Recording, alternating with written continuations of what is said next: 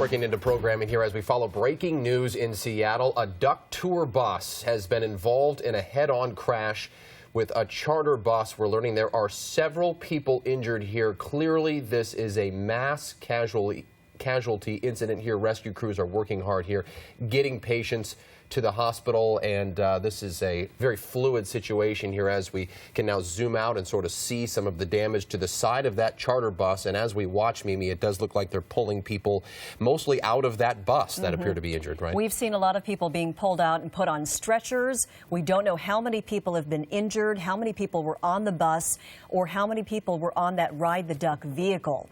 But we've seen a lot of people being pulled out of the bus, and you can see just a huge amount of activity and rescue going on here as firefighters are, you can see them on top of the Ride the Duck vehicle, trying to get people out, looking inside. You see that one firefighter in the middle of your screen there coming down off of a ladder. That firefighter was just inside the bus, seeing if there was anyone else inside. And right there at the kind of bottom right of your screen, you see another patient being put on a stretcher. It looks as though all of the most seriously injured, those 9 red patients, the critical patients, they are on the way to the hospital. Harborview tells us no one has arrived yet, but they expect them shortly. And, you know, there are other hospitals that can take care of some of the cuts and bruises and the walking wounded. But we know that everybody is out of the bus and off of the duck and being treated. Seattle Fire just tweeted saying there are 2 fatalities involved. 2 fatalities and 9 people who have been critically hurt. My God. That just coming in from the Seattle Fire Department. So now we're talking about a deadly crash on the Aurora Bridge now. We continue to see people on stretchers. The last one that I just saw was a lady who was completely had blood all over her body. She is now on the other side of the fire truck, so we will spare you that sight right now. But we've been pushed back just a bit from police. We continue to see firefighters with the boards that they use to take severely injured people from emergency situations. They continue to bring those back and forth. So this is still a very active situation. This will not be cleared up for quite some time. As we probably have been seeing from earlier images, the duck went right into the side of that bus, it appears, and the entire side of that tour bus is just completely open. So the force was absolutely tremendous. And Dan Casuto is there at Harborview. Last time we checked in with him, we started seeing these ambulances rolling in and those sirens going. So Harborview is a very busy place, and we're hearing those sirens again. Dan, what are you seeing now? Well, yeah, you can hear the sirens coming in nonstop. I've seen 8 or 9 different ambulances come in, and we just learned that there are 9 patients on the way to Harborview in critical condition. Here's another ambulance coming in right now. This is a hectic and confusing scene, so you can see there are all kinds of officials here unloading these ambulances. That's why I stepped across the street from the camera, just so I could try to talk to some of these officials to get the latest information about what's going on. The PR staff, the public relations officials inside the hospital, who are the only folks allowed to officially give information to the public about what's going on, they are still scrambling to try to understand what has happened here and what their situation is going to be as all these patients start arriving. There is almost a non-stop sound of sirens in Seattle. We heard it driving across the city. I know my wife just sent me a text message. She's in South Lake Union. She said she heard the sirens. This is something that is affecting everybody all over Seattle. We want to get right to a news conference underway with the Seattle Fire Department. Let's listen in. Area hospitals, and then we have 12, luckily, with non-life-threatening injuries, and they also were transported. We looked at approximately 50 patients that we evaluated, and these are the final numbers that we have. Which hospital is going to be able to handle this? Harborview, right, or someone else? Yeah. So this was a multi-casualty incident, and so we have plans in place to handle something like this. So Harborview is going to be handling all the tragic trauma-type injuries. Some of that other information, like who chartered the bus, all that stuff's going to come out a little bit later. I apologize for not having it at this point. Is this a dangerous bridge? We're seeing how they're using those tools, firefighters, to try to get to these people. Describe what they're doing. My understanding is that very early on in the incident, they were able to get the majority of the people off the bus. When I walked by, they were not using tools, so I'm not sure with the video that you're speaking with, but normally we have extrication tools that enable us to get patients out. Sometimes the tools are there to help us so that we can bring getting the patients out in a very safe and efficient manner. I spoke with the firefighters that were first on scene, and when they arrived, a lot of people were running at them, obviously saying there's people that need help. So there's quite a few people that self-extricated from the accident. It's sometimes hard to tell who was actually on the bus, who were just bystanders wanting to help. A lot of the information and some of these numbers probably will get updated as we get more information. We're live outside Harborview, and I got Susan Gregg here. She's about to brief a bunch of the reporters who are standing outside. Everybody, Susan, is in the same position, just waiting for information about what's happened. What can you tell us? We have 6 patients that have arrived due to the duck ride boat situation. We're expecting 5 more. 10 other patients have been dispersed to other hospitals that have less serious injuries. So Harborview is the level 1 trauma center. We'll take the most seriously injured, which is what we have done. And then as the disaster control center, we also disperse other patients to other hospitals. And that's what's happened in this case. What can you tell us about the nature of the injuries? All I know right now is that 6 have arrived and we're expecting 5 more. They are considered in critical condition, but they currently just have come in within 5 minutes. So we'll do our trauma workup, which we call it, and we'll do some evaluation and assessment, and we're going to know more as time progresses. Have you heard of any fatalities? I know what's happening here, and I know what's happening with the other patients that have been transferred. Okay, it looks like they're actually bringing in a patient right now across the street. This is a very fluid situation. You can tell they were yelling, "Seattle police, get out of the way." Let me see where Susan Gregg just went, the spokeswoman for the hospital. She looks like she stepped out behind the camera. You can see this is a hectic scene outside of Harborview. There's been a non-stop movement of ambulances in and out, sirens. I've counted police officers starting to show up, state troopers. Some electricians from the hospital came up with stop signs, those kind of things you see construction workers with on the side of the road. They're just trying to do traffic control to keep people away from the entrances to the ambulances. Here comes another ambulance coming in right now. And I'm going to try to go step over to the other side to get Susan Gregg, the spokeswoman for Harborview, back in front of the camera so she can keep answering our questions. We have just learned that that bus is from North Seattle College. There were 45 staff and students on that bus. 2 people are dead, and they were on that charter bus when they were killed. 9 have been critically hurt, 12 non-life-threatening injuries. You're following along on Twitter, which I'm sure a lot of you are, sort of getting updates here. One of the reporters with the Seattle Times, Jennifer Sullivan, we are news partners, and she's on the street there, who talked to a witness who says they were behind the Ducks vehicle, and she just tweeted this saying, that witness says the Ducks vehicle swerved hard to the left, then slammed into a car, and then into the tour bus. So there's some sort of a chain of events here that led to this moment that you're witnessing, and clearly the impact to the side of that bus was enough to seriously, critically injure many, many people here.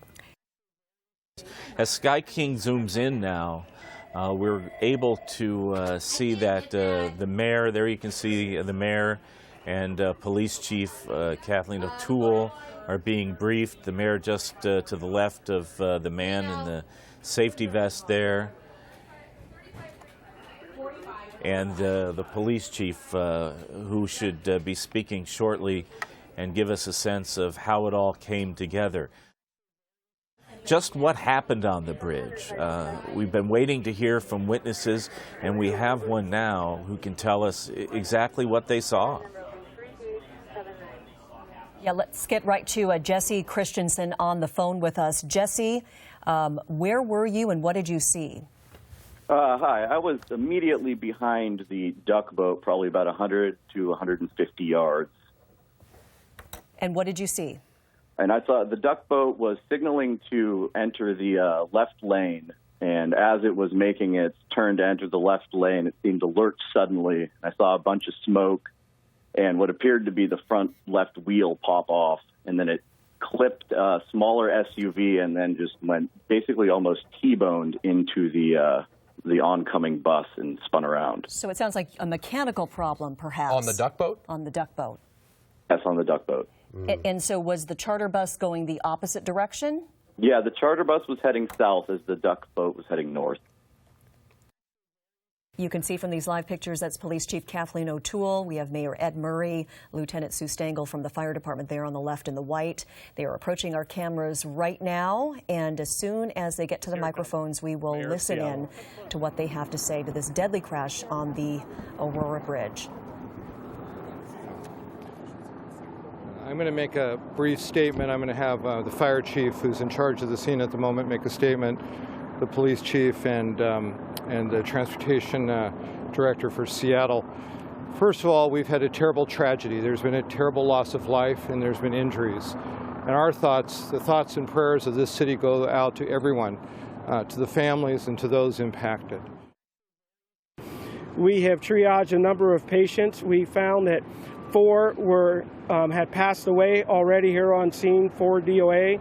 We've transported 44 patients to a variety of different hospitals here in the Seattle area, with 8 left to be transported out. We're just noticing there, right where you see those folks with the neon safety vests on, that right in front of them, it looks to be a wheel that might have come off the Ride the Ducks vehicle, which does seem to be consistent with what our witness told us earlier, which is... Yeah, look under look where the wheel should be, just to the left of the ride. Right. The wheel's not there, so that totally jives. The wheel in front of the tour bus is the spare tire, but yeah, something terribly happened. Well, the wheel in front of Jim, to the right of where those gentlemen in the vest are, there's another wheel there. It looks like it's out of shape. The wheel in front of the charter bus is the spare tire, but something horribly mechanically failed, and that wheel came off.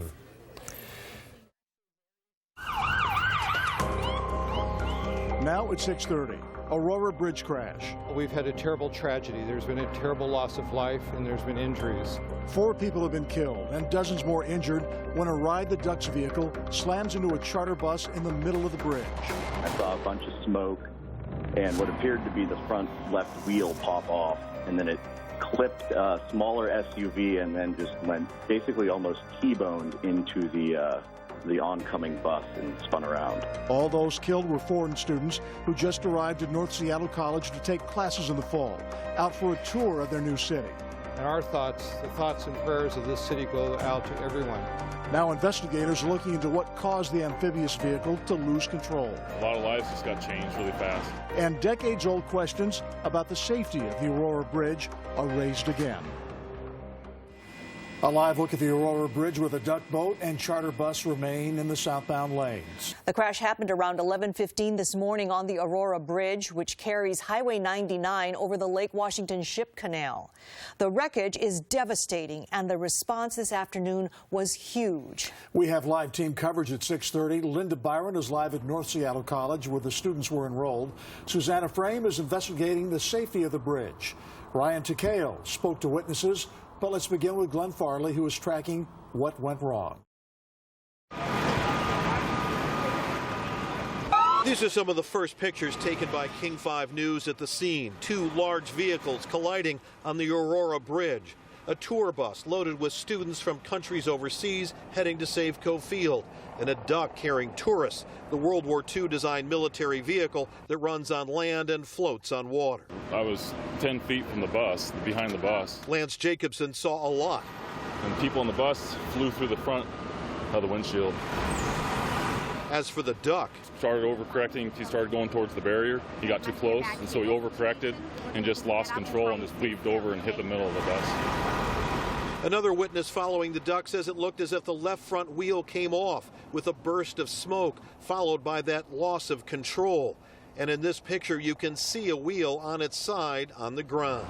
This is how it appears to play out. The duck is heading north, swerving. The tour bus heading south, then the collision. The force so strong, that's what throws people through the windshield of the bus. The momentum so powerful, the duck is spun around to where it's pointing in the opposite direction. Many of the victims are from North Seattle College, which is about 5 miles north of the Aurora Bridge near Northgate. A second bus carrying the rest of the group and following the first was not hit and took the students who were not hurt back to campus. King 5's Linda Byron is live at the school tonight with the latest. Those students who weren't injured gathered here and met with counselors, spent time together. Now the campus is quiet, and we're seeing the first signs of condolence. A bouquet of flowers gathered from the yards of people living in this neighborhood. The message: We're sorry. We feel your pain. It's an awful tragedy. Willie Moyman went to North Seattle College as a nursing student in the 80s. She returned tonight with tears and flowers. Just a little note in there that it is from the neighborhood and with all the sorrow for the students. Yeah, we all used to go here to the North Seattle Community College. The 2 charter buses were filled with international students heading to Safeco Field as part of a welcome orientation when one of the buses was hit by a Seattle tourist icon, the amphibious Ride the Duck vehicle. Hearing news of the fatal collision, parents were frantic to reach their children. I didn't know because I keep contact her when by the time I heard from the news that it's the bus from North Seattle College got accident. I keep contact her, but I haven't heard any news from her. His daughter is among dozens of students not seriously hurt who returned to campus, shaken and saddened on what should have been a promising start to the new school year. Here at the Ride the Duck headquarters, the operations have been closed down shortly after the crash. The owner tells us he decided to suspend operations temporarily to deal with the emergency. We were there as all the amphibious vehicles were called back to headquarters. Passengers told us their tours were canceled and they received refunds for their rides. Whether it was our fault, whether it was mechanical failure, we have no idea. Owner Brian Tracy said he did not know enough about the accident to comment about it. But he tells us the vehicles are inspected annually and the drivers, who are called captains, go through repeated training. We take safety so seriously here.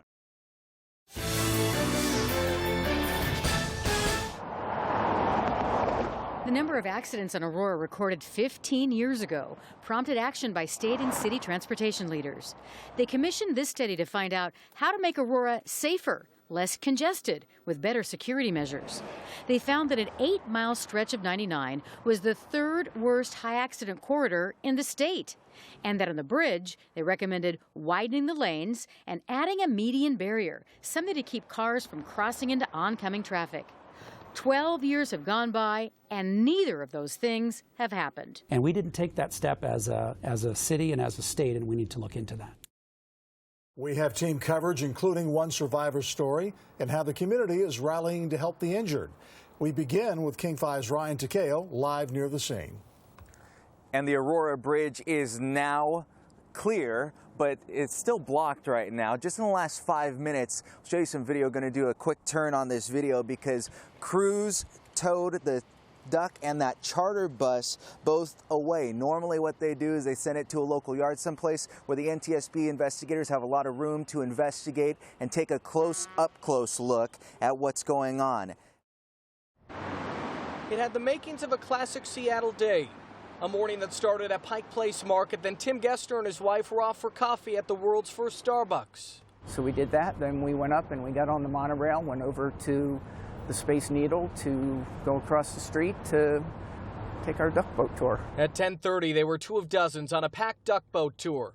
He said he captured this image on the Aurora Avenue Bridge 1 second before this.